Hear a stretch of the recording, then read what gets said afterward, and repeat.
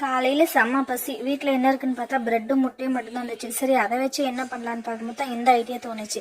2 முட்டை, ஒரு பாதி ஸ்பூன் பெப்பர் பவுடர், ஒரு பிஞ்சு சால்ட்டு, ஒரு பாதி ஸ்பூன் சர்க்கரை, இது எல்லாத்தையுமே நல்லா ஆற வச்ச பால் 1 ஸ்பூன் ஊற்றி அதை நல்லா பீட் பண்ணி எடுத்து வச்சுக்கணும். இது வந்து நெய் தான், வேறு ஒன்றும் இல்லை. நெய் வந்து நம்ம தவா மேலே நல்லா ஊற்றிட்டு ஒரு 4 ப்ரெட்டை எடுத்து அதில் போட்டு நல்லா டோஸ்ட் பண்ணி எடுத்து ஒரு ப்ரெட்டாக நம்ம எடுத்து வச்சுருக்க அந்த முட்டையெல்லாம் டிப் பண்ணி எடுத்து அது மேலே போட்டுக்கலாம்.